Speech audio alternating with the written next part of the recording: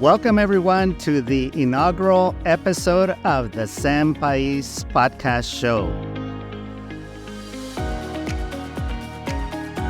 My name is Victor Escalante. I'm the producer, and joining me here in the studio is the man himself, the star of the show, Sam Paiz. Sam, welcome to the Sam Paiz show. Thank you, Victor. It's a pleasure of having this show finally take off for us, and really, this is an honor to be in the same room with you. I know you got plenty of experience, but we definitely want to get the message out to our raza. Exactly. This show is a show that is unique and different from everything that is out there in the marketplace, and I listen to tons of podcast shows. This show is for the raza, okay? This show is about business. This is about growing. This is about being informed about changes in the law with the IRS, changes in the tax structure, changes in different municipalities, how your business is affected by different laws that are passed, and what you need to know in order to stay informed and to grow your business. And if you get into any kind of trouble, we're here to bring in the experts, whether it's legal advice, whether it's CPAs, whatever you need, we are here to help you grow. So I'm thrilled to embark on this journey with you, Sam, as we shine a spotlight on Latino success, because you have a lot of clients that you have helped over the years, and you're a shining example yourself in building LMS, and we're going to get into the history of that. But for now, tell us what people can expect by listening to some of the stories that we're going to be covering. All right. First of all, most of all, I want to thank the raza for making LMS, because it was in the 80s that I discovered the language barriers between police officers and the individuals they were either arresting or in an accident. And I just happened to be the first Latino tow truck driver in Houston. And so, of course, 300 Anglos and one Latino, and the officers are asking, is there a translator in the area? And it was priceless, like MasterCard says, to raise my hand and be able to translate for these individuals. We want to talk about the growing pains in business and how I embarked the changes and breaking the myths of working hard to make a lot of money, getting up early, and just all the different things that you heard as a Latino growing up, and that you need the best education and you need to get a degree and you need to do all these things. And that's great and fine if you're going to be a doctor, a lawyer, and I understand those degrees. But those individuals that are trying to break out of those myths, the box, everything, you're going to have to try a little bit of everything till you find your talents on where you can succeed at. How did you get started? So you alluded to being a tow truck driver. Yes. Was that your very first gateway into the world of business? Yes. My dad had a small body shop. I dropped out of high school. I was 16. My girlfriend was pregnant. And so I knew right away I had to go to work. And so at 16, I started working for my dad's body shop. And from there, I started learning the body work, painting, how to prepare a car after the accident, and putting it or restoring it back to where it was before the wreck.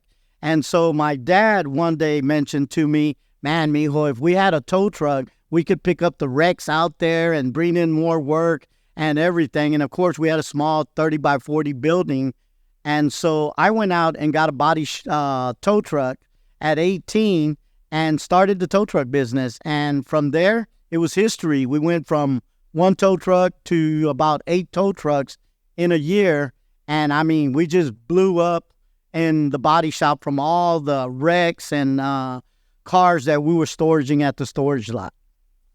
And what did you learn from that first business, Sam?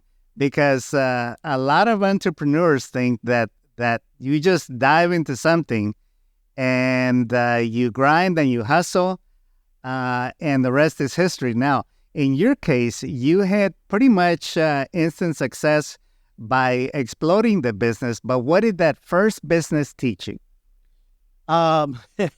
There's a lot of stuff that I can say what I learned from that first business, because the minute you have that growth, or that say that all of a sudden you feel like everything you touch turns to gold, what most people don't realize, it doesn't last forever. And things change. The economy, for instance, that 80s, I made my first million at 20, 21. And what did I know? That Houston was an oil-based city, and the oil crashed. So Texas, Louisiana, all the surrounding states in oil went bust. And so I'd ask myself, what does that got to do with me? Everything. If you're in the city of Houston that's oil-based, people were leaving their houses. They were abandoning their cars in the storage lot. They didn't pay their insurance. So no cars were getting repaired. And I had thrown myself out there to build the body shop bigger. I bought more tow trucks. And so 2 children to maintain, no mentor. I had nobody to tell me how to crawl out of this hole. So you're talking about bankruptcy, divorce, child custody, assault case, just the frustration of everything that you're going through in the 80s, knowing that I was losing my credit, losing everything, where before everything I touched turned to gold, and now everything was turning into you know what. So it was a difficult moment in my life. But looking back, there's a through line of starting there to where you are today.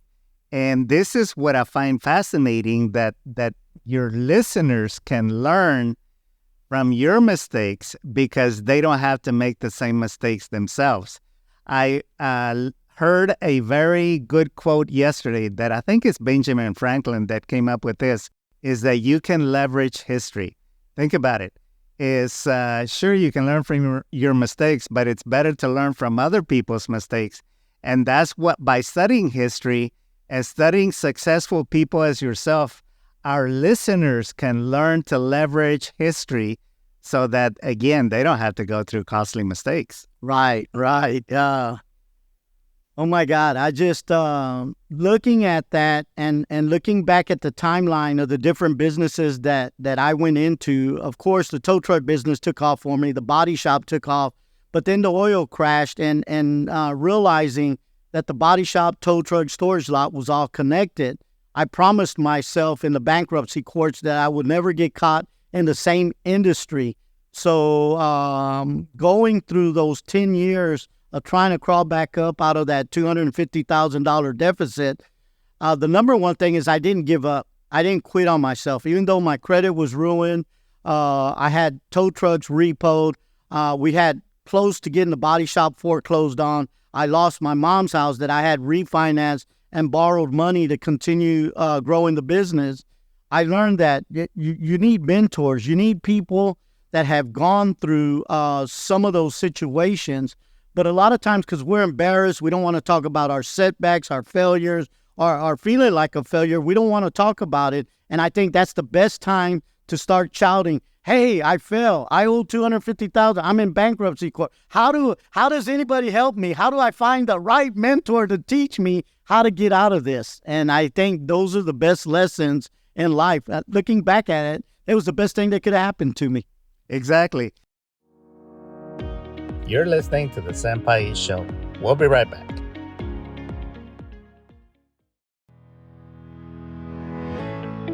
¿Estás buscando soluciones efectivas para crecer y prosperar en tu empresa?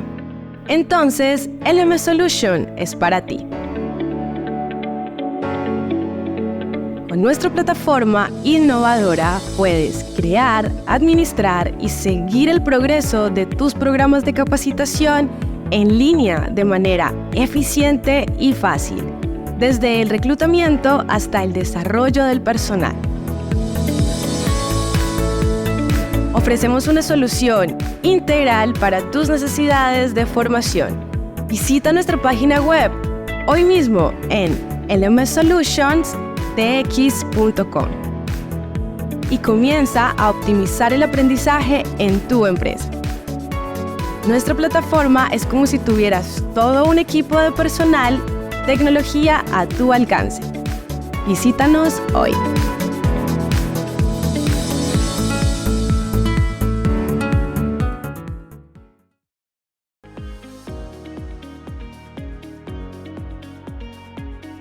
now return you to the Sam Paiz Show.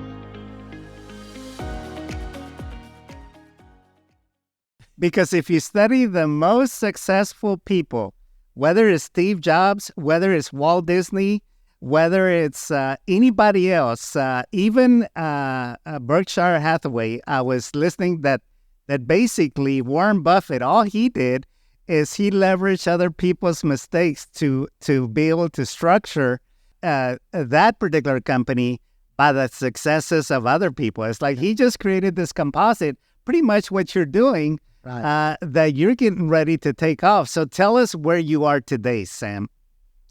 Today, I own 15 different businesses, from taxes, insurance, real estate, bookkeeping, lumber company, construction company, and maintaining and managing those companies. I had to create my own software, which we just released Saturday. Yes. So I'm using that software that I built because I couldn't get Salesforce or NetSuite to understand what I wanted. And when they did understand, they wanted to charge me $700,000 to build the system. So I went out and got some programmers and built a system for my businesses to keep all my databases, my invoices, and everything in one place, so that I made life easier for my accounting team. And so right now, I've launched a software company. I'm looking at maybe becoming an IPO in the next 60 months. And so I've read about 800 business books. I wanted to understand why those guys are playing golf at 10 a.m. and I'm still killing myself trying to figure out the formulas and the things that these group of individuals already know. And so I started building systems, processes, structures. I started looking at the right people. You have to have the right people coming along with you that have stronger talents than what your weaknesses are, and allowing them to form and run that part of the company for you. Tell us what a business owner that is listening to us, what do they need to know about the services you provide? Well, first of all, a business is not just roofing, framing, sheetrocking. There's accounting, there's legal contracts, there's insurances. There's so many not obstacles, but things in a business. To build a business, you need to know what a business is. Most people are self-employed. That means they get up in the morning, they go do the job. They don't want to hire anybody because they feel like they're spending their money when they could save more money doing it themselves. My deal is Stephen Covey, 7 Habits of Highly Effective People. When you're born, you're dependent on your parents. And then about 12, 14 years old, you become independent. Most people stay independent for the rest of their lives. I've learned that you have to be interdependent with other people, and that means making network partnerships and allowing other people to come in to grow, that you help grow also along the path. Let's go to, I know you've read this book, the E-Myth about the baker. Do you recall the lesson in that particular book? Oh, definitely, definitely. I was so busy baking bread and baking cakes that I was too busy trying to figure out what I was doing. And in the book, it finally snapped in me to take a couple of steps and work outside the business. And that means working on the business and not in the business. And that's when you really have the aha moment of looking at the business and figure out how you improve it for your customers, your clients, and all those that are involved with you making the decisions on the business. But yes, it was a great eye-opener to be working on the business and not in the business. Now, you have helped literally hundreds of small business owners. A big part of it is in construction, okay? The other day that I was here at your office, you were helping a catering company. A lot of these, like you say, is la raza, okay? Yes. And let's face it, we as raza are not trained entrepreneurs. Most of us don't come from business backgrounds. And if we do, it's because we were educated to work in a business, not necessarily own a business and grow a business. And so what you're providing is a unique platform, a unique umbrella to where you can find all these services, because let's face it, Sam, there's a lot of smoke and mirrors in the world of business. And sometimes you get ripped off bad. Oh, I know I have. yes. And I'm sure that you have, that a lot of services that are sold out there, they really don't deliver what they say they're going to do for you. And in your case, you have test-driven a lot of these systems and processes and growing your business to where you've incorporated these services into this one platform to where a small business owner doesn't have to go out and spend many thousands of dollars. Tell us a little bit more about the service. Is this a subscription-based service, or how does it work? Yes, the software that I built is a subscription-based, month-to-month, no contract. I didn't want to have any contracts done. I just wanted to do a month-to-month so people could try out the software. And it doesn't matter what business you're in. I built a platform so that you could put your products, your services, create an invoice with your logo on it, and automatically go into an accounting platform to create your P&L, your balance sheets, your cash flows, and the reporting that you need with the system that's on my platform. And so with that said, you'll be able to print out for your tax preparer a P&L and a balance sheet. You'll be able to analyze your assets. You'll be able to analyze the percentages of growing your company and looking at where you're spending your money. Because a lot of us, we're so wrapped up in the business that we're spending our money not even analyzing the expense or testing it with 2 or 3 different vendors. And then we don't even know what our break-even point is. We don't analyze what the rents, the utilities, the materials and everything to build. We just throw a number out there and hopefully we hit it on target. But we don't include general liability, workers' comp, the accounting, the legal, of reading the contracts. And then when something happens because we didn't read the contract, we're the ones that end up losing because now we got to get a lawyer and get everything because we didn't understand the contracts that we got into. So being the largest ethnic group in Texas now, I think we're under supported, and we really just got to open our eyes. We're the sleeping giant that's just now waking up to what really the systems and structures are in America and how the processes work. So this system that you built can be used anywhere in the country, yes? Oh, yes, definitely. So because, again, this podcast is going to go out internationally, nationally and internationally. And so if you want to find out more about this system, we're going to put the information in the show notes so that you can go to the website. And if you have any questions, of course, you've got your people, your customer service people, Sam, that can facilitate any inquiries that come through.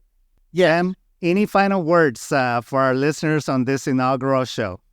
Yes, I feel like Robin Williams in Good Morning Vietnam. I say, good morning, Raza. It's our time to take over and do what we got to do here in America. Well, there you have it. Until next time, friends, go out and crush it in business.